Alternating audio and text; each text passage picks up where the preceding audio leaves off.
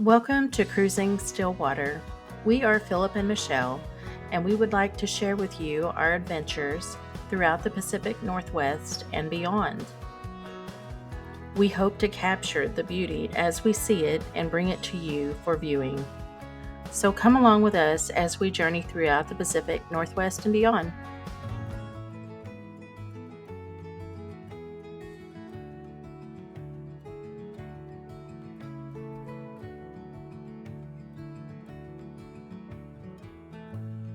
Good morning. Hey, you guys. Today we've brought you along to the Marshall House.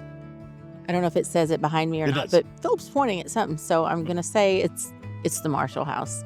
Usually, we're pretty quick to correct each other if we have the information. Yes. We were sitting there hoping to get you here whenever we were at the Grant House, which is just a couple of houses down that way. A couple being, looks like 4. But due to our poor planning and... Not so much poor planning, but circumstances, if you work during the week and they're only open on Fridays. Yes. Hence, we had to come back. Yeah, I believe their actual hours are Wednesday, Thursday, Friday from 10 to 2. They sit there and tour the Marshall House. Yeah. So that is not grand. Built in, as it says, 1886. This is the Marshall House. Now let's go see if they'll let us in.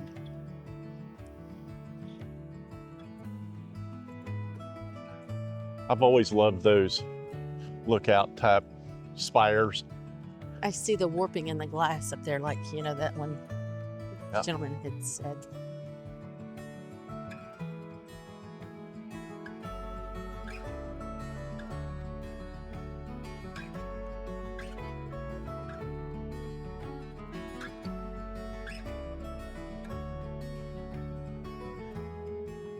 They have double doors on the entrance of the house, and it goes into a mud room. But I have to say, the stained glass throughout this house was really amazing, and I'm pretty sure I'm going to put this on my bucket list on how to do stained glass or create stained glass.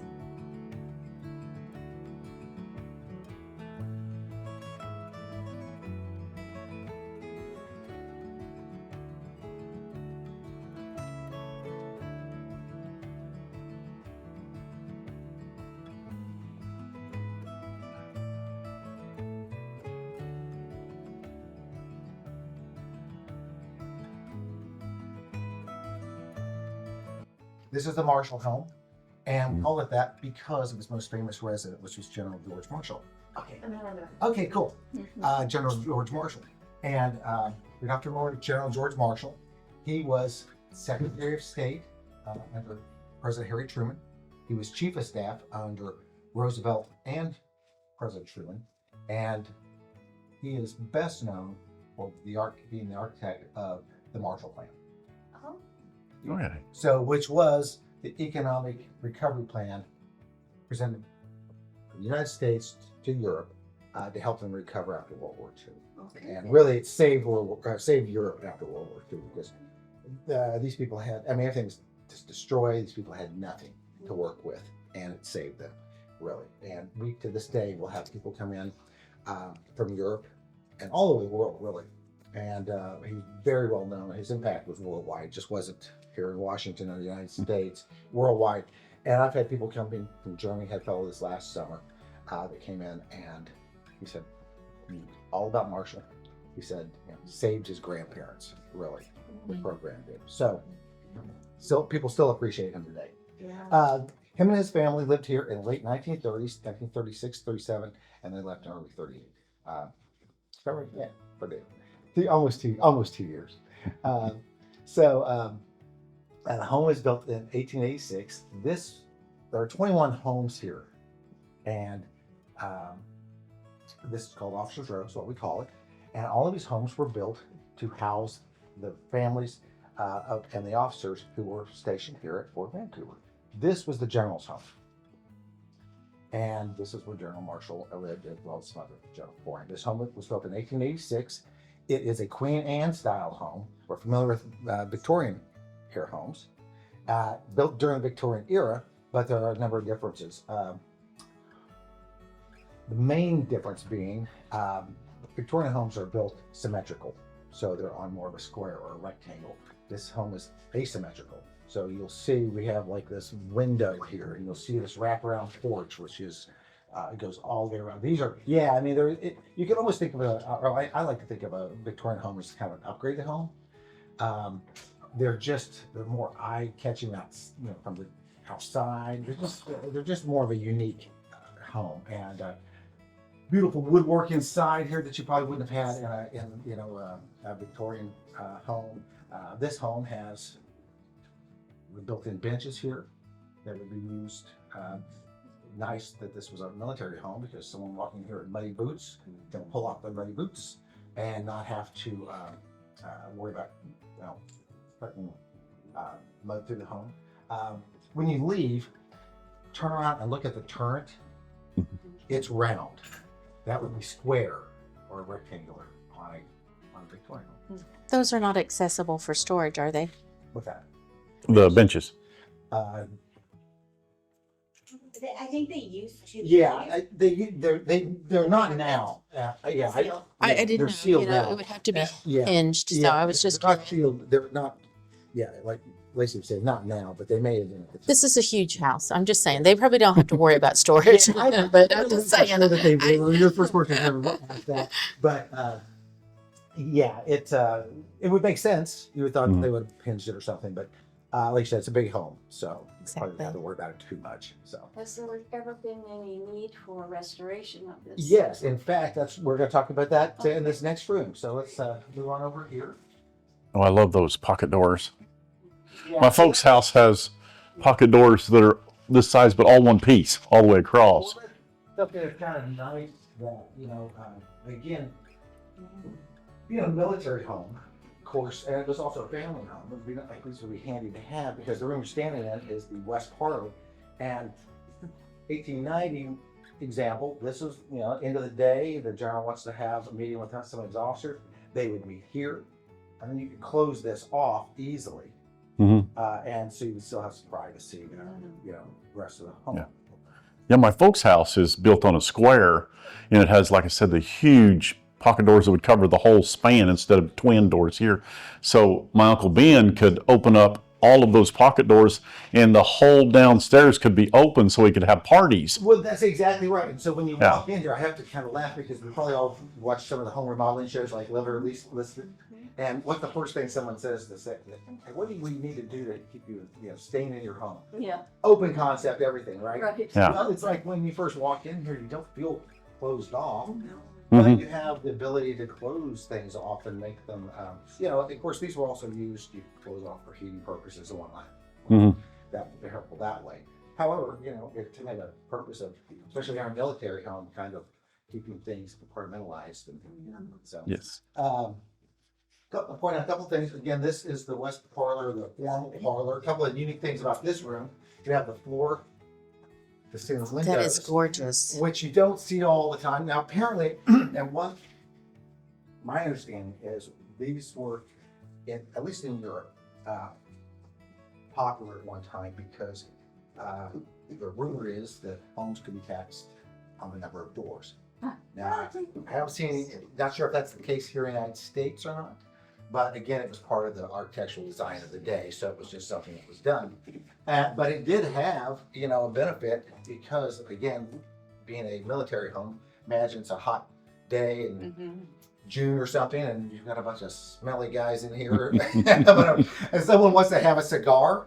Instead of having to go out and go back to the family home, you could open this up and you could walk out. So, yeah, very nice. Now, I don't know, you all know how the old windows work? They have they're cotton rope, and they have some pulleys on each side and weights. Okay, well, they fail very easily. So these windows, because these panes and the framework is very, very heavy. So when they fail, bam. So a lot of people took to calling these guillotine windows. You wouldn't want to be underneath one when they hit. But I have to laugh about these windows. Have you ever driven through an old home and you've seen someone with a stick holding up the window. Well, it's Mhm. probably an old window that has fallen, into disrepair. And it's quite an ordeal to repair these. So I'm sure it was cheaper and easier to just go out in the yard and find a stick than tear up your window to fix it. So over here we have, of course, this beautiful mantle. And there was a restaurant in here at one time. Didn't last very long. I think they spent more money on carpet and other things. They couldn't recover the cost of what I've heard. Anyway, apparently they painted this woodwork white here, and I think the staircase as well. So they came back here when they started refurbishing the home in the 80s. They cleaned all of that up. So what's interesting about the fireplace, and not only this one, but all throughout the home, different rooms will have the fireplaces, but they were actually not a necessity for this particular home, because being a military home, they would have the latest technology of the day, and so this home was actually built with a boiler system, so it was heated. But again, probably a lot of it was tradition. And these burn coal. Probably tradition. You got a big room, big grand room. You're going to put a fireplace in it. That's just kind of what you did. So, so Fort Vancouver. A little quick history on Fort Vancouver and how all this came to be. Fort Vancouver was originally a trading post set up by the Hudson's Bay Company in 1824, and it operated that until the late 1840s. In 1846, a border dispute between the United States and Canada had been settled. So Hudson's Bay moved out. They were a Canadian company. They moved out, and the U.S. Army moved in and took over. And so that's when all of this starts to develop as Officers Row. So operated as a military post until around the time of World War II. After that, the day-to-day operations just faded away and started being transferred to Lewis, the Joint Base, North Seattle. You know that's at, of course. And so all these homes sat vacant for a number of years. By the early 80s, the government still owned the homes, but they were looking to sell them. And they put them up for sale, $1.3 million for all 21 homes. Yeah, I know it sounds like a bargain today, but I know my parents built a home in like 1979, and I know how much they paid for it. So I did the math one day. I'm like, it was pretty much, it's kind of market value for the time. It wasn't outrageous, but it wasn't also a big bargain, So, but anyway, still a lot of money at the time. And this is the history of Vancouver. If all of this is gone, there is no more history left. And there was a mayor at the time, along with some other local citizens, who recognized this and thought, is there something we can do to buy this property and save our history? Because if you ever had it for sale and anyone could have bought it, I mean, we could be standing in someone's front yard right now, or in a shopping center, if the right or wrong person had bought it.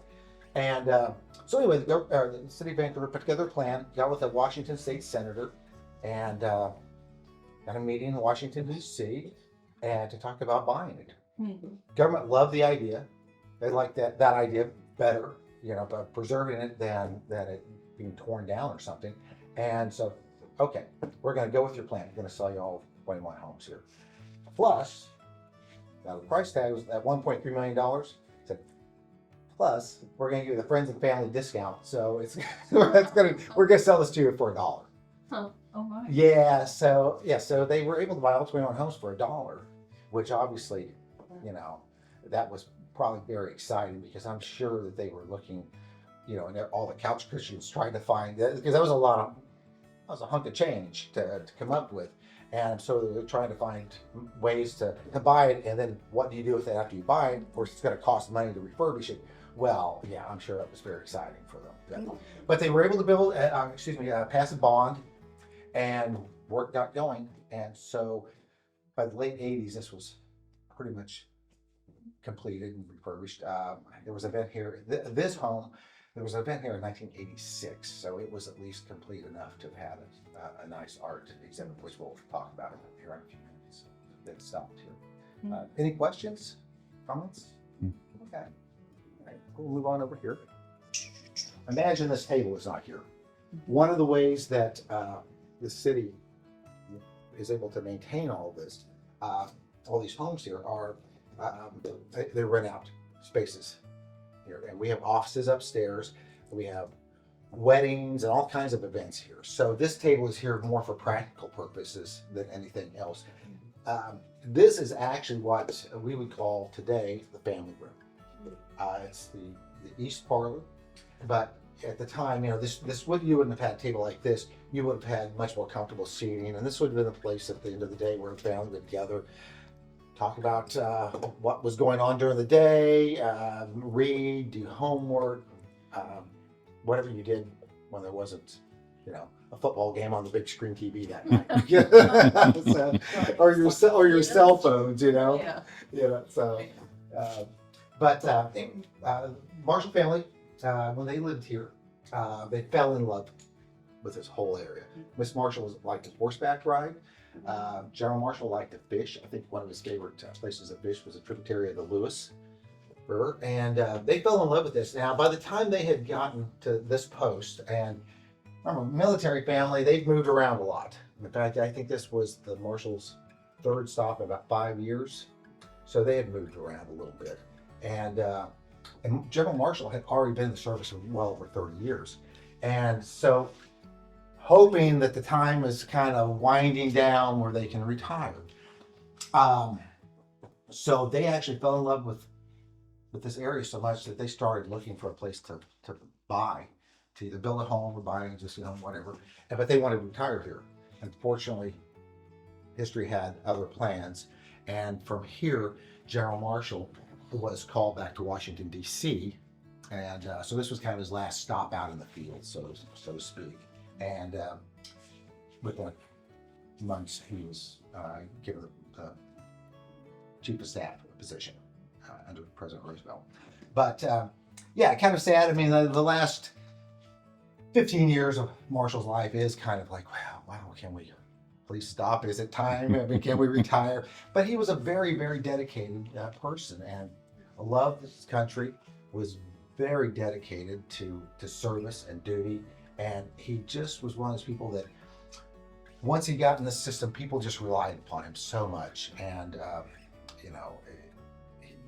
Roosevelt loved him. Truman came to love him as well. In fact, after World War II, Marshall was like, I'm going to retire. Truman was like begging him, say, please, I need you so much. Will you please stay on? And then he became Secretary of State under President Truman. And yeah, so that's the type of person he is. Okay, in the late 1930s, there was a very exciting event happened here. For everyone locally here, do you know the street that's called Chickaow, which is over off of Mill Plain by Trader Joe's? Okay. All right.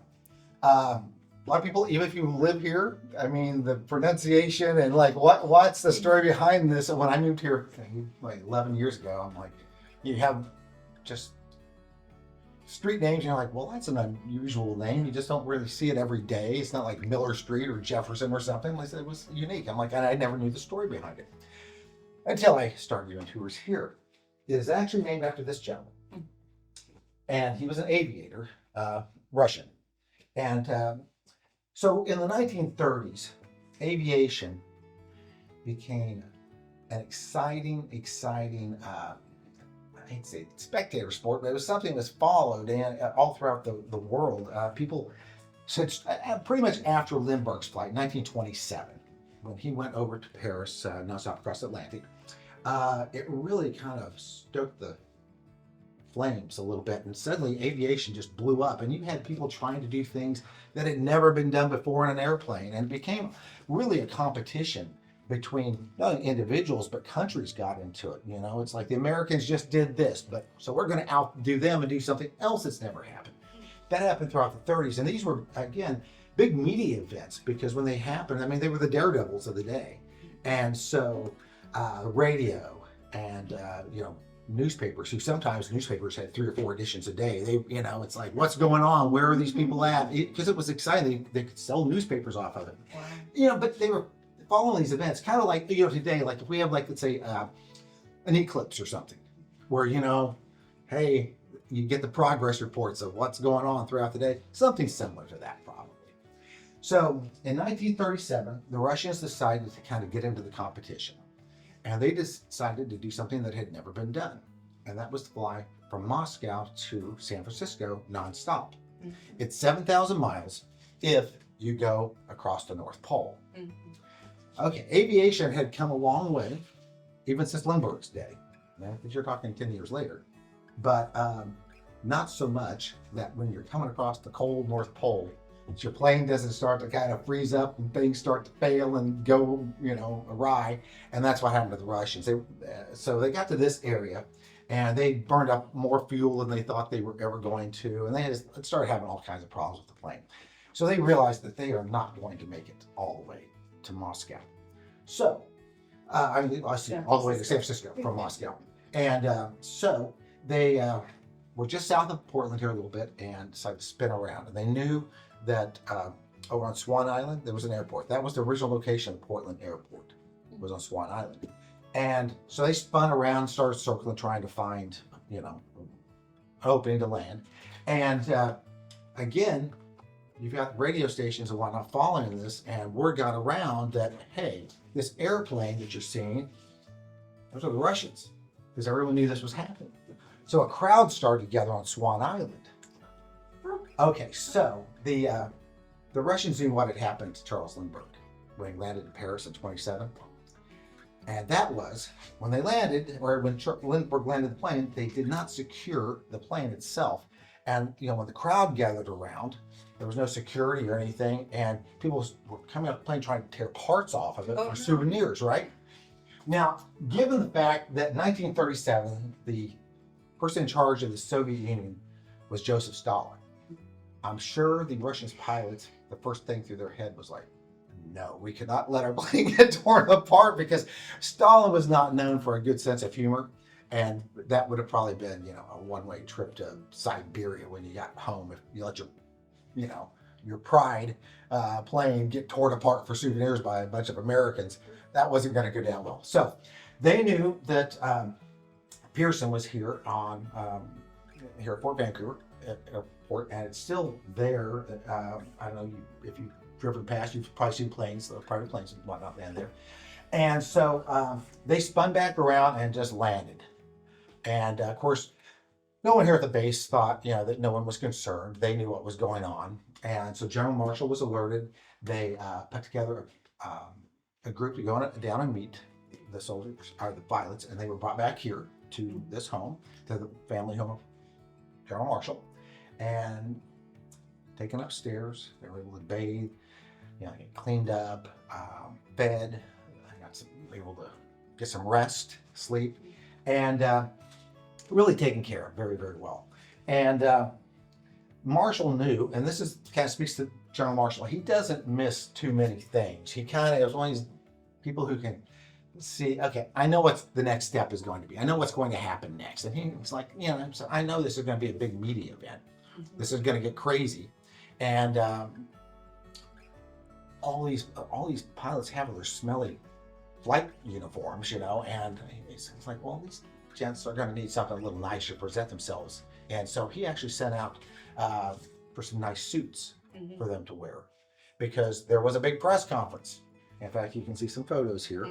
And so the first room we were in, there were close to 100 people, 75 to 100 people in that room crammed in for a press conference. And so, Marshall really took care of his pilots and was very detailed and just took care of everything. And it really, I don't know that anyone was ever endeared to Joseph Stalin, but certainly because of Marshall's actions, Marshall was someone that Stalin always respected, which you couldn't say that he respected many people in the West. He just respected many people in his own country, and alone outside of it. But they probably had as good of a relationship as you could possibly have with Joseph Stalin. So anyway, that's kind of the story of Chkal. One thing I find kind of funny is there were so many calls coming in here. Of course, remember, even though they didn't make it all the way, they'd set some records and things. So there were so many calls coming in here from all over that they had to bring over a couple of soldiers from the fort to answer phones. Okay, well, one person called. That was President Roosevelt called here. and to talk to Marshall or whoever. So that would be kind of cool. You know, you're sitting there and answer a phone and talk to Roosevelt. That's kind of cool. All right. But someone else probably could have topped him because it said, well, guess who? I just talked to Stalin called. The number of people who could probably say they talked to Joseph Stalin on the phone in the 1930s, probably a short list. But yeah, he called there. So. Anyway, so any questions? Oh, no. Thank you. Okay, so a couple of things about the home. You're probably wondering about the furniture and everything. There are only 2 original pieces of furniture in the home, and these 2 here. Okay, so what happened? They're just, number one, it sat vacant for a long time. There was no furniture here, but what would often happen, military families would move around a lot, and so they would either take the furniture with them, or oftentimes it's like, hey, I've moved that couch so many times and I hate it, let's just sell it. Mm-hmm. And that's kind of what happened. So there just wasn't much left, over. What they've done, each room they've tried to put back to period correct furniture. But again, these are the only 2 original pieces, and these were from the Marshall family dining room set that were sold locally, and someone brought those in. I have to laugh because probably in someone's, we do not have his original desk, for instance. Probably in someone's basement for the last 80 years. It's been being used as a workbench or something, right? A piece of history. I imagine some things like that happen from time to time. Are you all interested in the dishware here? Yes. Yeah, okay, very good. I saw you looking at that. Yes. Okay, we have a really nice collection of transferware here. And this ties back to Fort Vancouver. Transferware, if you're not familiar with it, it was a process where they actually can imprint the image, these very detailed images on some dishware, do what they fire it and everything, and glaze it or whatever they do in the process. And very, very nice, but very affordable piece of dinnerware. Originally, these would have to have been done by hand, and they would have been very, very expensive. So only people with a lot of money could have them. Well, the transferware allowed people with moderate means to have nice, dinnerware. And Hudson's Bay actually had the contract. So if you've gone to Hudson's Bay location, because they were, in fact, I think someone said the last couple of Hudson's Bay posts are still left in Canada. I think they're finally going out of business. So they've been around for a long time. And but they had the contract where you could buy them. It's kind of humorous because at the time, 1824, when they were here, I don't know who they were selling transferware to, because you're talking about French trappers and Canadian trappers. I mean, it's like there wasn't like a big community that was sitting down probably having dinner, a nice dinner on a Sunday afternoon probably. But they have found pieces of transferware over by the field. So. I love your light. That's quite authentic looking there. That's pretty cool. Yeah, very. Yeah, we have a couple of nice little lights through it as we go. Again, so this is actually the dining room. And one of the reasons why you know it's the dining room is because of the medallion. Now, all throughout the home, there are these beautiful medallions. This one actually has fruit around it. Oh, So it's kind of a neat little detail. And something you wouldn't really, if I were putting a home together, I wouldn't think about putting a little detail like that. But certainly someone did. And I know that there was a lot less going on probably in random day of 1890. But if you happen to not have anything to do and lay it on on your back one day, saying, "Hey, Stan, did you ever notice this?" That sort of thing. But anyway, okay. Is anyone familiar with these? Wainscoting. Well, I've had that question a few times, or that answer a few times. Do you know the purpose of any of this? To keep the chair backs from messing up the plaster. The chair. And so I've been in old homes often throughout my life, and I always saw these. I thought, well, I just thought they were decorative. Mm-hmm. But these walls are plaster, the old plaster, and which are very, very difficult to repair. So very useful because, I mean, if it's a Saturday night, the general has, and his wife have all the officers and their families over, you know, you want a little entertainment after dinner, you might want to scoot things back and have a little dance or something here. Well, you're not banging up the walls. And same goes for the picture rails. Now, we've all moved a few times, and I don't have any cans of little plastic spackling I've gone through in my life, you know, and you can never find the one that you had before is either dried out or you can't find it, so you have to buy it new every time. But you wouldn't have had that problem with this. So, 1986. Okay, there was a worldwide art exhibit, the Nahanga art exhibit, and it toured the world. I mean, this exhibit went to big, major cities. Vancouver managed to. There were a couple of people who were really, really interested in this art form. It's a Japanese. It's Japanese, but it's actually originally, I believe, a Chinese art form that the Japanese in the 19th century kind of made their own. And so there were a couple of people locally here who really, really wanted this tour to stop here, and so they managed to wrangle it away from Portland and Seattle, and they had it here at the Marshall Hall.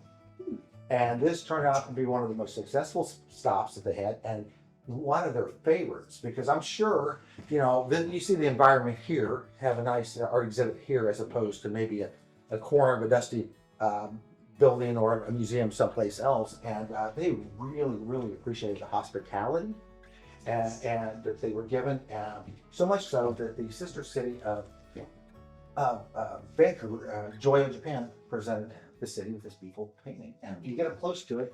I'm not an art expert or anything, but you get up close to it. The detail is quite amazing. Oh, yes. This last summer, apparently this stop is still kind of known inside this art circle because there were representatives of the Nahanga folks who came here last summer. They stopped here special because I guess someone either in the group had been here or had heard what a nice place this was, so they stopped in. Do you mind? Yeah, sure.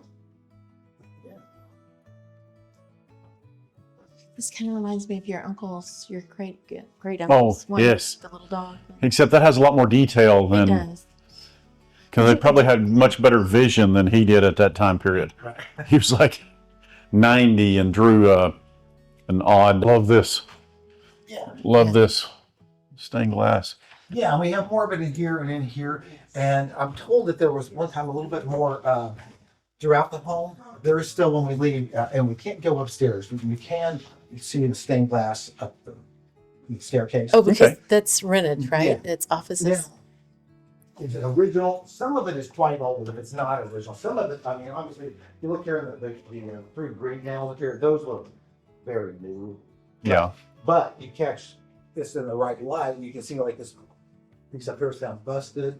Yes. Yeah, and then you can see a few other places okay. Oh. Easy. So there are some that if they're not original, they're very, very old. That's one thing that whenever we were at St. Francis de Sales Church in Idabel, Oklahoma, we sat there and helped create the stained glass window for the church because we had Okay. a car hit the church and took out a whole wall, and we replaced the whole wall with stained glass. And that's one thing that we would do is there where the window is, the pane is cracked. Mm-hmm. Even when a new installation, we would purposefully put that crack in there so there'd be a seam so that if another pane broke, Yeah. there wouldn't be an anomaly. There's, you know, we're integrating the anomaly into the feature. What do you think? I mean, the stained glass, I mean, it's number one, it's expensive Mhm. back in those days to replace it. And it's quite lucky that we have all that is here. If it's here in the Northwest, we do get some weather and whatnot. And, Mhm. and I'm sure, you know, got kind of weathered and knocked out at times.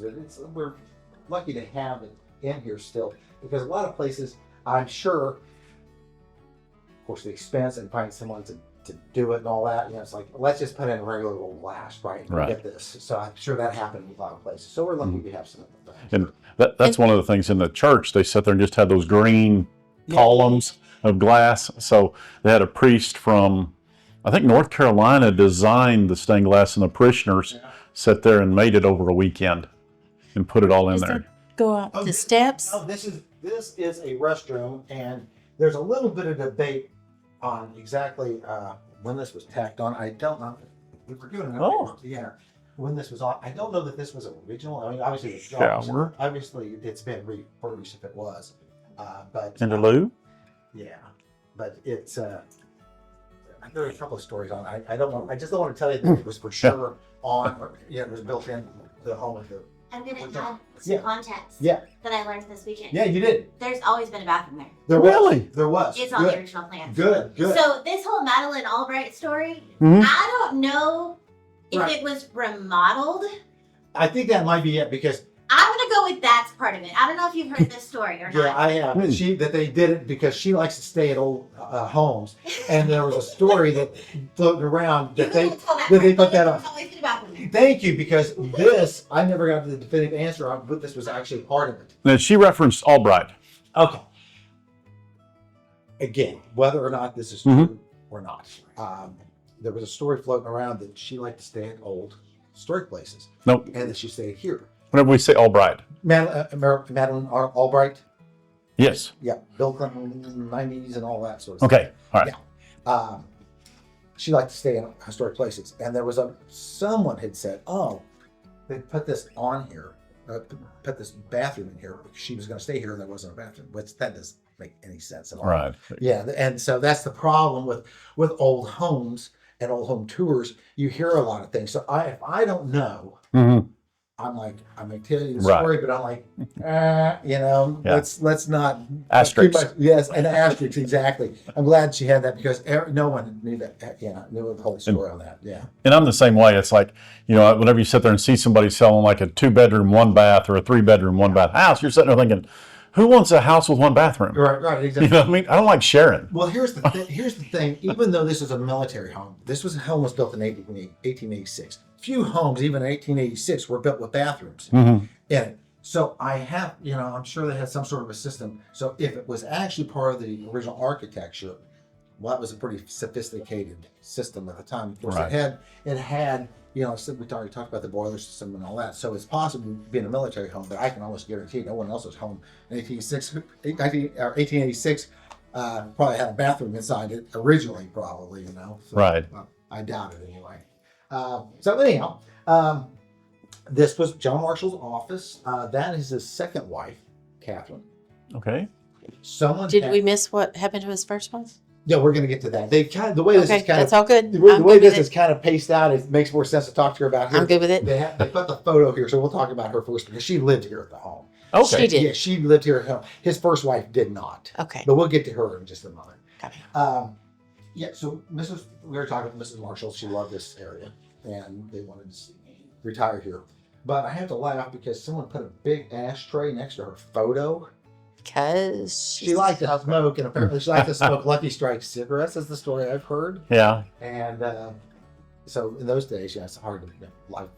The world has changed, and everyone smoked in those days. And soldiers were given, I think they were in their kits and Their ration rations. kits and things. They had cigarettes. Yeah. Lucky Strikes were kind of one of the GI cigarettes of World War II, right? Mhm. And so I would like, if I could go back in time, I'd like to ask Mrs. Marshall, like, did you actually really like the flavor of Lucky Strikes? Was that your favorite brand, or the fact that you were a general's wife and you had a free endless supply of cigarettes? Well, maybe that was the deciding factor. Who knows?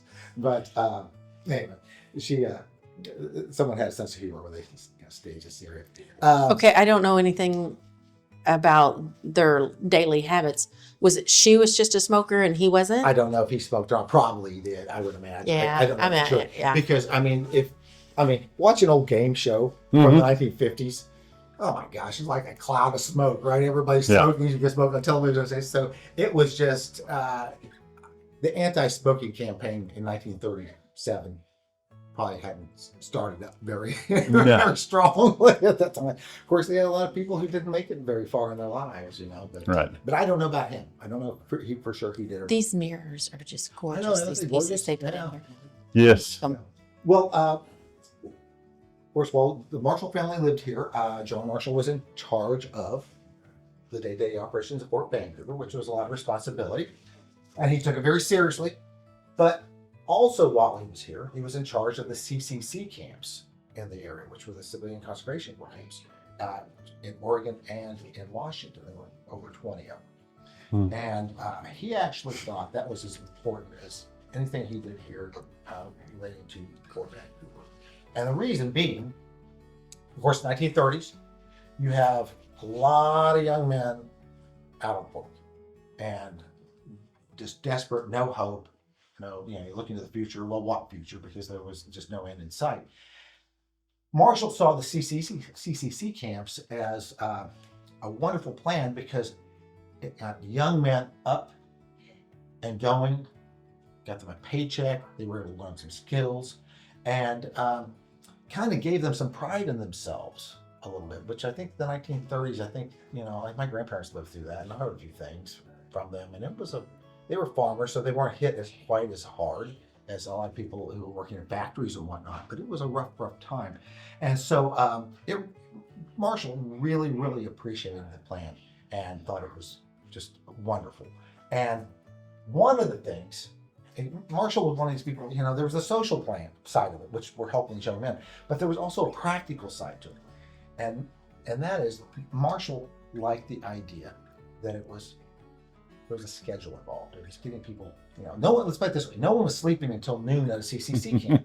You were getting up in the morning, you were going out, you had your assignments, you were doing your job, and, there was work involved. And I don't know, a lot of these people, were just had no structure in their lives. But Marshall thought, okay, well, this isn't actually, you're not in the military, let's put it that way, if you're in the CCC camps. However, kind of like preparing a little bit for boot camp. Mm-hmm. Okay. So when World War II came around, there were a lot of men who had already served in the CCC camps and were kind of prepared for the day-to-day structure. Hey, we're getting up at 5:30 and we're, we've got things to do all day, that sort of thing. It prepared them for it. So it wasn't such a big jump. And there were actually 3 million people, 3 million U.S. servicemen, I should say, who served in CCC camps during World War II. So Marshall was exactly right. They had this huge benefit. And, like I said, they weren't military, but they sure were structured and gave people a kind of little bit of a peek into what military life might be. I had a buddy of mine, a couple of years out of high school, joined the U.S. Army. And he was someone who slept until noon, and I got letters from him. I'm like, hey, I didn't know if he was going to make it or not, because that was a total life change.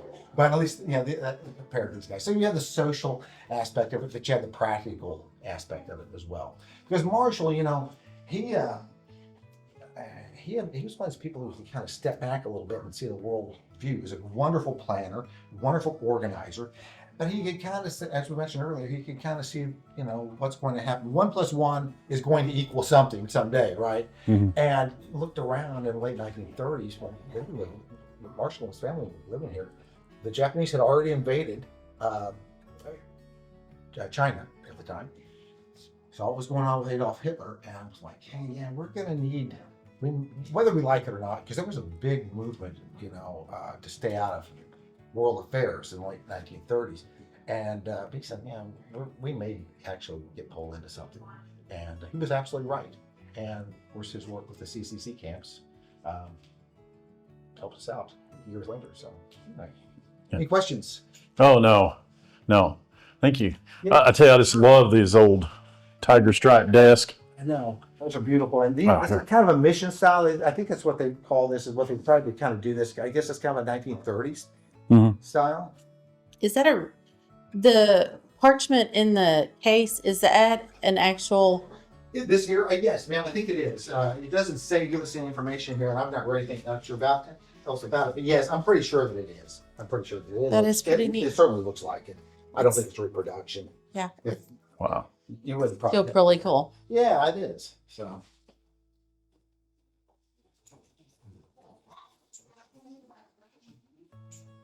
So, do you collect antiques or anything?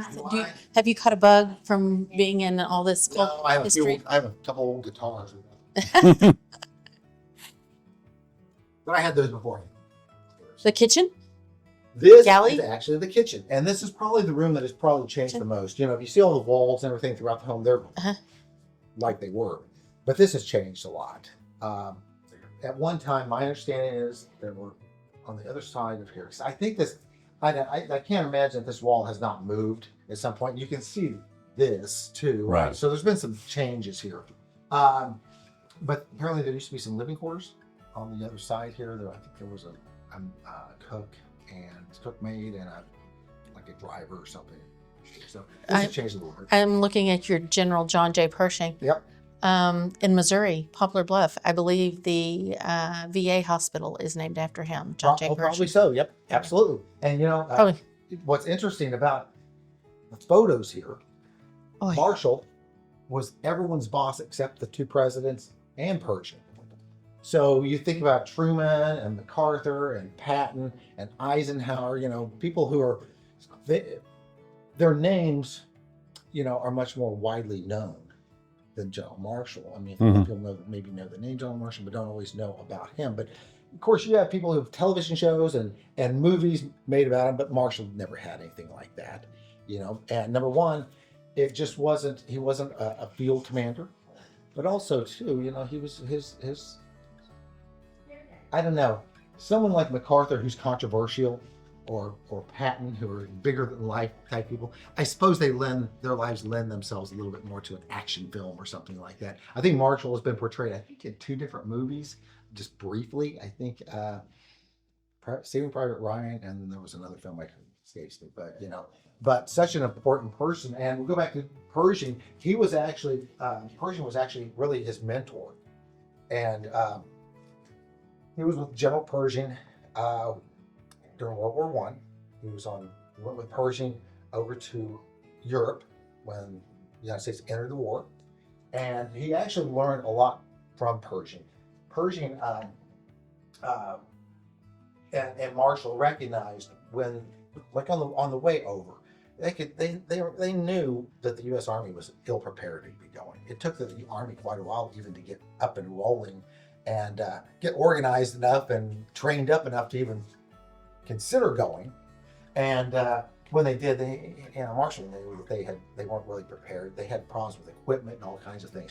Which all of these problems, once Marshall got in the system and started moving up the ranks, he did everything he could to help change the culture and rectify some of the problems that the Army had with equipment, logistics, and all kinds of things like that. So that he was a great planner, and that's probably the man who won World War II, really, because I mean, as exciting as Eisenhower or MacArthur are in a film, you've got to have that glue. You've got to have that person with a big overview of things, and that was Marshall. So a couple of things about let me just point real quick about Truman and Roosevelt. Okay, so Roosevelt and Truman loved Marshall, but what's interesting, you could not think of 2 more different people. They both came from such different backgrounds, which gives you an insight again to Marshall. He seemed to be a manager of personalities, you know, like Patton. I think he was actually a roommate with Patton at one time. MacArthur, the presidents, he could manage these big personalities, because Marshall wasn't someone who needed a lot of accolades sent his way. He just didn't require that. He didn't have that kind of ego. But a couple of things about both these guys. You know, Roosevelt was from old money, very wealthy. Truman, I mean, he sold hats at one time. He worked as a haberdasher at one time, I think. So, you know, you're talking about people who just totally different backgrounds, but both came to love and just really just relied so heavily on Marshall. And so I find that kind of telling about John Marshall. When Marshall first got to, like I said, this was their last stop in the field, and so they sent back to Marshall and his wife went back to, and the family went to Washington, D.C. 1938. Not as originally as Secretary of State, he had another position. But apparently he was at a meeting with Roosevelt and some other military folks. And they were sitting around the table discussing this, that, and the other thing. Roosevelt, every time the Navy would come up, would say "we." He would refer to the Navy like he was still part of the Navy, right? He's like, "Well, we should do this," or whatever he's saying. And I guess Marshall kind of said, "Well, all right, all due respect, Mr. President, but you're in charge of the other armed services branches as well, not just the Navy." And so I guess everyone in the meeting thought, "Well, you may as well pack your bags because you're going to be out of here tomorrow," right after calling Roosevelt out. But apparently it had the absolute opposite effect. Roosevelt realized, okay, here is someone I can trust who's just not going to tell me what I want to hear. They're going to be honest with me, but in a polite way. I mean, he didn't try and upstage him or anything. He said, "This is someone I can work with and trust." And so, in short time after that, Marshall became Secretary of State. Harry Truman was a senator from Missouri when World War II came to the United States. Now, Truman had been an artilleryman during World War I. He was 56 years old at the time. Marshall, who was Secretary of State, Chief of Staff, was 60. Truman walked into Marshall's office and said, "I'm here to re-enlist." And I don't know if he thought at 56 he was going to go out and fight a battle or what, but he wanted to be a patriot and he wanted to do the right thing. And he said, "I want to go out and I was an artillery unit. I can help." Well, nicely, Marshall told Truman, "You're a little older than the average soldier that we're going to need to fight this war. Go back to the U.S. Senate and you'll do your country much more service there." That's what happened.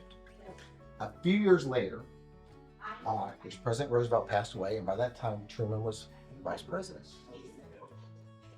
The first meeting, Truman turned to Marshall after Truman became president. He turned to Marshall and said, "So, General, who's too old for what now?" Kind of gave a nice little rib about the age joke. But that tells you the type of people you're dealing with and the type of relationships that they had. I saw What are the color coding so symbols? there are actually many more of these that we don't just Bulletins display. or boards? And so it all relates back to General Marshall Okay. in some capacity. There's a legend of some type that, red means one thing and whatever. So that's one of those. Okay. Copy. Yeah. Here, a little background. You asked about Mrs. Marshall, the first Mrs. Marshall. Her name is Lily. Get to her in just a second. General Marshall, when he was a young boy, was an awful student. I don't know how you were, but I wasn't too great when I was in grade school, junior high. I was a hard person to get along with, but scholarly, I guess. Yeah. Well, it came to me later. I liked it, but I tended to be a little bored at things, and I'd rather be outside doing what. And Marshall was like that, and so he didn't do very well in school initially, and but his older brother had gone to VMI, or was going to VMI, which is Virginia Military Institute. Mhm. Well, when George got a little bit older, he's like, "Hey, I want to go too." He wanted to follow his brother's footsteps. Well, knowing what a rotten student he had been, his brothers begged his family, said, "Do not send him here. He's going to embarrass us all, and he's going to wash out of this. It's going to be a disaster, right?" Well, parents said, "No, it'll be fine. It'll be fine. He's going to come." And so it's really a good thing that he did, because once he got to VMI, he really started to grow up and become the person that he would become in later life. All the kind of the cornerstones were set, and he actually his grades improved. He won some awards and things. He was, he really just kind of grew up. Now VMI, military school, which means there are a lot of rules and regulations, and there are things that you can do to get kicked out very easily. Okay, and we know what they are like today, and I imagine when he was going, it was like even more strict, right? I mean, there was no, well, this time we'll let you go. No, you do something that you're not supposed to do, and that's it. One of the things that could definitely get you kicked out was sneaking out when you weren't supposed to after hours and going to visit your girlfriend. And that's what John Marshall did. And he would sneak out to see Lily. He was doing it so often that some of his friends were warning him, said, "You are going to get caught if you continue doing this and you're going to get kicked out of here." Well, he never did.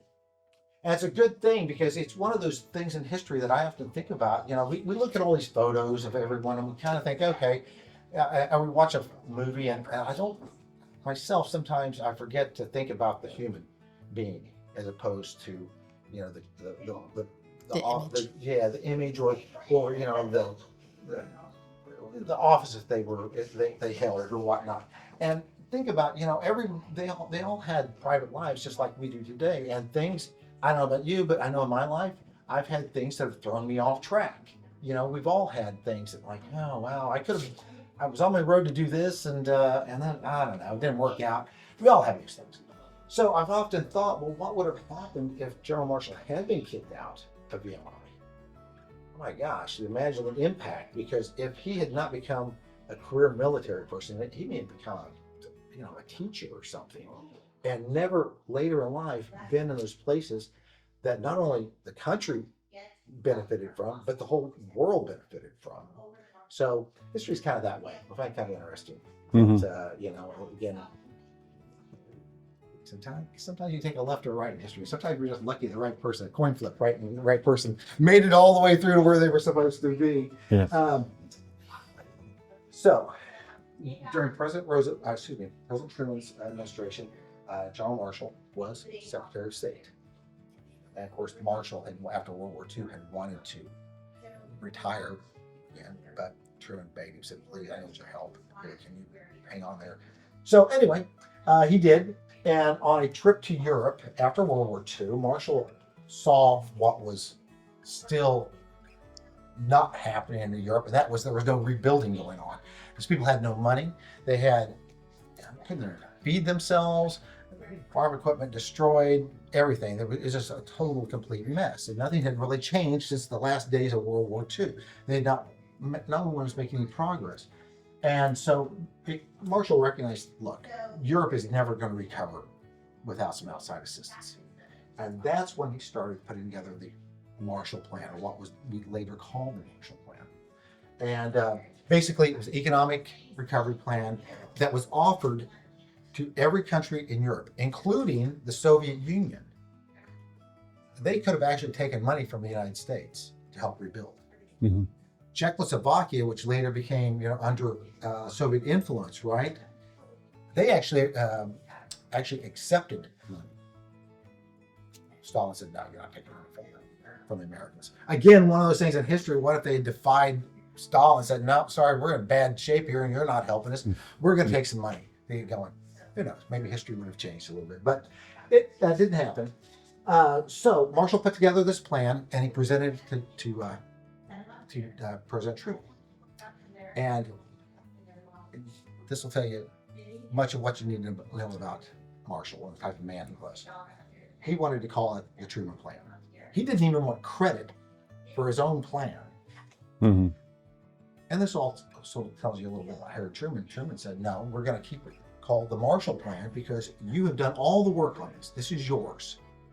And of course, Truman joked, "Besides, I'm a Democrat. Congress is controlled by Republicans. If we want this to pass, we're going to keep your name on it. They love you. You're a war hero, right?" So anyway, again, that tells you a little bit of a relationship between the two. So it passed, and it impacted the world. Marshall won in 1953 the Nobel Peace Prize for the Marshall Plan. The only career military person in history who ever won that. I thought, in all that time since, I thought surely, it's a lot of years there. I'm like, surely someone along the way has done something worthwhile, a military person. He said, still, wow. Won. So that's kind of the main part of it. Any questions or anything? Yes, I do have a question. Yeah. I know that there's probably a lot of memorabilia surrounding Marshall, especially with his long life. Yeah. and in the public eye so much. Is any of this actually his It is not. stuff? It is not. And I was also sitting there and noticed, it looks like some of these hats right here in this picture, looks like they have like Grand Poobah. Exactly. You know? Exactly. Now, I tell you something. What's kind of interesting. This is not. I think he has a library, or not a library, but a museum. His hometown, Uniontown. In Uniontown. Pennsylvania. Yeah. Okay. I think he has. I think there are some original things there. Okay. Anyway, so this is none of this is, his. This is like period. representing a period type Yeah. things. I had I don't know, a couple months ago, a fellow who was a younger guy who had gone to VMI. Mhm. Now he did say, he said that uniform is still used today. He said that, and he knew about Marshall because apparently they have like a big Library. on Right. campus there. So that he actually used to volunteer it. So he knew quite a bit about Marshall. He said that would definitely be representative of what Marshall would have worn. He said this hat, he wasn't sure about it. He said that is more of a modern hat. He said that's like the one that he had, the one with the, and but those there, but I think that was just the period. What was of the period though? So I was going to say, you can imagine trying to sit there and wear that with that hoof-on thing about 2.5 feet above your I head. know, right? And now Marshall is in this photo. Oh. He's on the first row, and Okay. he's third from the left. So that would be him kind of facing in. All right, so that would be Marshall. Yes. There you go. There. Behind that big finger. Yeah, there you go. So we do have a couple other things. And of course, you guys can stick around and do more video games if you like. I'm sure that you've seen one of these in the past, so probably looked at one. Oh, yes. Oh, that's kind of between the wars helmet. Those were fading out by the time World War II started. That's heavy. Yeah. Well, yeah, and it's Give like me- you watch a film. You watch a film, You and gonna put it on? No, you see these soldiers running but it around. is heavy. Yeah. That weighs more than almost as much as a gallon. I mean, probably about 6 pounds. What do you think? I'm never. I wouldn't quite go that many. Really? 3, 4, Yeah, Okay, I'd say, so yeah. 4 and a half. and I'm going by bass. How much bass weigh? Okay. there you go. Right. But it's funny though. We all watched army films. Battles going on. Mhm. Some bunch of guys running out and through the jungle with their helmets on. Right. Like, I would have lasted 15 seconds with that on my head. I would have been tossed into the weeds because I'm like, I would take my chances, I think, because that would have to have been very, very uncomfortable. Oh, yeah. And also, too, just in handling it back and forth, you have all that battle rattle that goes with it that's going to tell everybody where you are. That's right, and it doesn't come down, so it's kind of out here a little Yeah. bit. That's all, man. It has a brim. So, anyhow, well, that's kind of it. You can happy to, welcome to look around. And, This is 2 to 3 pounds. Also love the. And that was World War One. well, yeah, that's more of a World War I helmet. So I said 3 or 4, so they said 2 to 3, so it's. I And love it these says menagerie of just over chairs. 3.5. Okay. It did no, that's German. It depended on where it came from. They were probably close to the same. Wherever. This has changed a little bit. And my understanding is that these were living quarters back here for some living. They had, I think, some servants. They had, I think, a cook, and I think one time there was a driver. And my understanding, that's where this was at. What is They it? go now? with that. Oh, nothing. There's just a little kitchenette back there that Can I go? you can. Oh, sure, absolutely. Sure, come on back. Yeah, you can go all through here. The only place you can't go is upstairs. Okay. But yeah, that's just a little kitchenette there. And this is Sweet. That's just the other side of the Yeah. wall, so this will take Other us side part of of the the little media room. Because we do all kinds of weddings and whatnot and events, so they use this for all of that. and that goes to another downstairs? Yes, that goes down, and but we can't. There's nothing down there.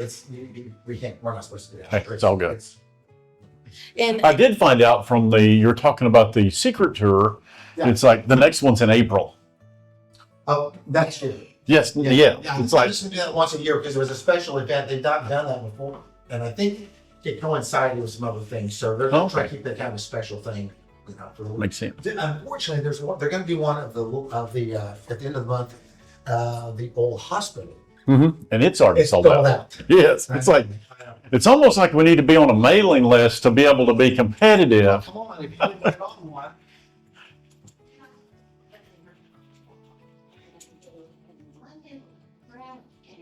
Did you guys put Yeah. all your information? Our email? Yes. Look at how much effort they took into training all the bushes to basically stay within their space so they don't overshadow. Oh, look at the stained glass up there in the upstairs. Little moon designs on the sun designs. I guess. Yes. I think of dormers. And then the extra little sconces there in the front, along with the rays cut into the trim. Here we go. These are the residents of the Marshall House. U.S. Senator Maria Cantwell, Senator Pat Murray, a couple other entities. Oh, here we go. Tour dates and time. Wednesday to Friday, 10 to 2. That's even without my glasses, guys.